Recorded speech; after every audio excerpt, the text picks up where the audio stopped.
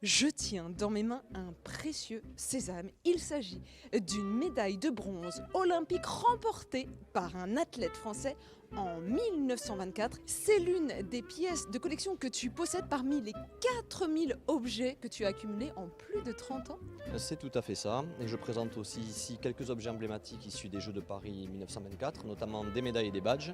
Et là, comme tu peux le voir, ce sont des pins émis par le comité français de toute époque, de 1928 à 2022, à destination des athlètes qui les portent pendant les Jeux. Et tu retrouves au centre notamment les pins portés par Alain Mimoun, champion olympique du marathon en 1956. Le premier objet que j'ai acquis, c'est une boîte des pins officiels des Jeux d'Albertville. Celui qui a le plus de valeur, une torche des Jeux olympiques d'Albertville.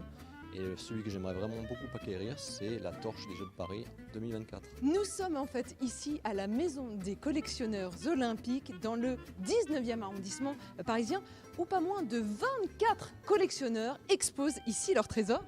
Tout à fait, Ariane. 24 collectionneurs venus de 9 pays différents. Et parmi les trésors que vous possédez, lesquels sont les plus impressionnants? Ici, dans cette vitrine, par exemple, vous avez une torche d'Atlanta, 1996, et vous avez aussi la première mascotte officielle des Jeux Olympiques qui date de 1972. C'est le chien Valdi, le teckel Valdi. Tu sais ce que c'est ça, Ariane?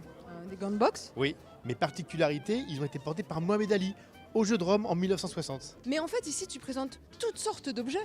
Ah oui, il y a tout. Par exemple, ici, tu as une vitrine entièrement dédiée à l'haltérophilie. À côté, on a une vitrine dans laquelle on a du tennis. Et parmi les objets exceptionnels ici, la fameuse torche olympique. De Barcelone en 1992.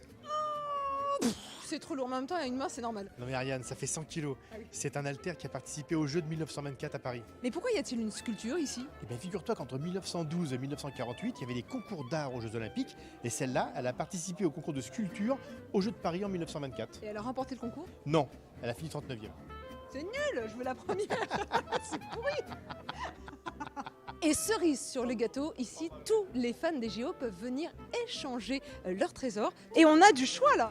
Ici, on a des mascottes, une mini-flamme olympique, des stylos et aussi beaucoup de pins. Alors Igor, est-ce que tu veux bien m'échanger ce pins-là contre celui-là? Oui, d'accord, super. Merci, merci. 5 secondes pour faire son échange, il n'en a pas fallu plus. Rendez-vous à votre tour à la Maison des collectionneurs olympiques jusqu'au 11 août prochain. Ça vaut le coup, l'entrée est gratuite. Bye bye.